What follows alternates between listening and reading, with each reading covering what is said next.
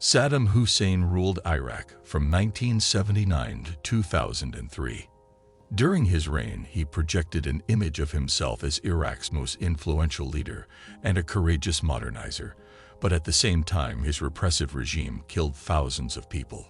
Saddam was overthrown in April 2003 following the U.S. invasion of Iraq and executed for crimes against humanity in 2006. But more than a decade after his death, Saddam's legacy remains a divisive issue. The instability in Iraq, caused in part by the war, means that some Iraqis yearn to be safe from a tyrannical regime, while others cannot forget the extreme brutality it has unleashed on the Iraqi people. In today's video, we will tell you about the unspeakable things Saddam Hussein did during his reign.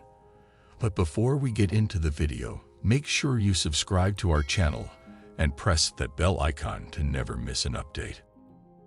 The hanging of Saddam Hussein ended the life of one of the most brutal tyrants in recent history and gave the lie to the fiction he himself harbored even as he loomed over the gallows, that he remained president of Iraq despite being overthrown by the U.S. military, and that his power and palaces would eventually be returned to him. For decades, it looked as though his unyielding control over Iraq would last, especially after disastrous military adventures, first against Iran and then Kuwait, where a U.S.-led coalition defeated his surprisingly timid army in 1991. His own belief that he was destined by God to rule Iraq forever was such that he refused to accept his ouster in April 2003, even as U.S. tanks invaded the Iraqi capital Baghdad in a bitterly contentious war, a bloody trade. After evading capture for 8 months, Mr. Hussein became the U.S. Army's #1 detainee but scorned the Iraqi judge who called him a former president after asking him to identify himself on the first day of his trial for crimes against humanity, which ultimately led to his execution. He was trying to be a full-scale tribal leader. His rule was paramount, and maintaining it was the main goal behind all talk of developing Iraq through the exploitation of his enormous wealth and manpower. Mosques, airports, neighborhoods, and entire cities bear his name.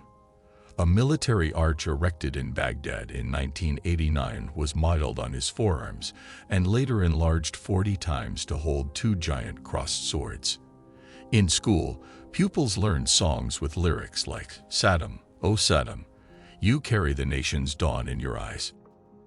Entertainment at public events often consisted of outpourings of praise for Mr. Hussein.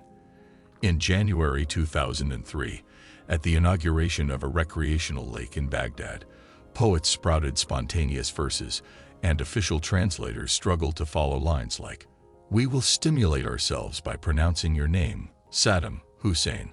When we say Saddam Hussein, we are stimulating ourselves." While Mr. Hussein was in power, his statue guarded the entrance to every town, his portrait watched over every government office, and he watched from at least one wall in every house.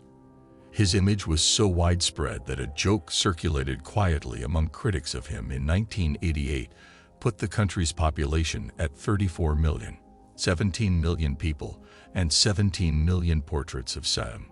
Throughout his reign, he destabilized the ranks of the Ba'ath Party with bloody purges and filled its prisons with political prisoners to defuse real or imagined plots.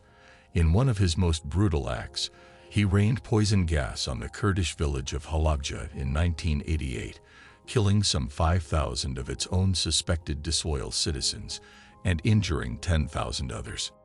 Hussein involved his country in a disastrous attempt to overthrow the new Islamic government in neighboring Iran.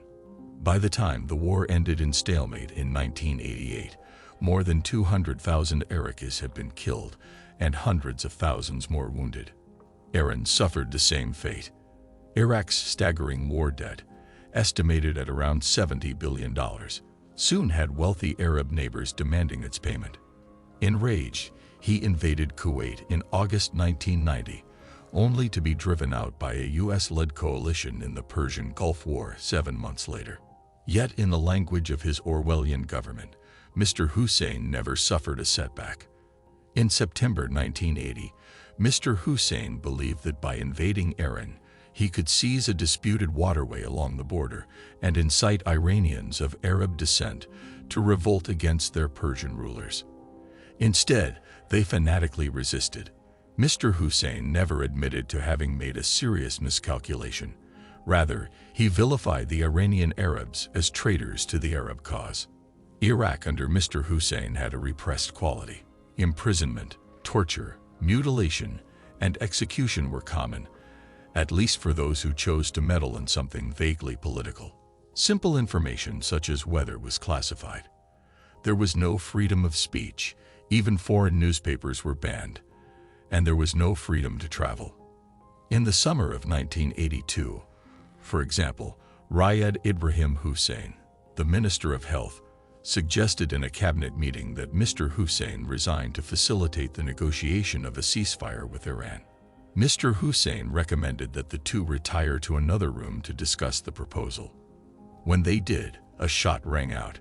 Hussein returned to the cabinet meeting alone, though in subsequent interviews he denied killing anyone. The minister's widow received his body dismembered. The fatal controversy over whether Iraq was still developing unconventional weapons arose in part from Hussein's desire to convince different audiences of different things. A post-war Department of Defense study has concluded. He wanted the West to believe that he had left the program, and he had. However, he also wanted to instill fear in enemies such as Iran and Israel, and maintain the esteem of the Arabs by claiming that he had the weapons. In 2003, the Iraqi army was anemic, weakened by sanctions and constant changes of command, not to mention the fact that Mr. Hussein, suspected of coup attempts, forbade any rigorous maneuvers and repeatedly created new popular militias. The commanders also constantly lied to him about his preparation. The U.S. report quoted Hussein's personal interpreter as saying the president believed his superior forces would put up heroic resistance and inflict such enormous losses on the Americans that they would stop their advance. After an April 9 sighting in public, he disappeared, apparently using up to 30 hiding places and the aid of loyal tribesmen to escape capture despite a $25 million reward. In December 2003, his location was divulged by a Klan member captured in a raid on a Baghdad house. Less than 11 hours later, 600 American soldiers and special operations forces supported by tanks, artillery, and Apache helicopter gunships surrounded two farmhouses near the banks of the Tigris in Ad-Dwar, a village about 9 miles southeast of Tikrit, the tribal seat. He was jailed at Camp Cropper near the international airport about 10 miles from Baghdad. The prison consisted of 3 rows of single-story buildings surrounded by a double ring of barbed wire. He lived in a relatively Spartan cell consisting of a bed, a toilet, a chair, a towel, some books, and a prayer rug. What worried him, he said, was what people would think of him 500 years from now. To the horror of the defenders of the story, he had the ancient walls of the ancient capital, Babylon, completely rebuilt using tens of thousands of freshly fired bricks. After the reconstruction, the small Arabic script on thousands of bricks read in part, "In the reign of the victorious Saddam Hussein, the President of the Republic, may God keep him, the guardian of the great Iraq and the renovator of its renaissance and the builder of its great civilization, the rebuilding of the great city of Babylon was done." That's all for today. Let us know your views in the comments section below, and don't forget to like this video before leaving. Thanks for watching.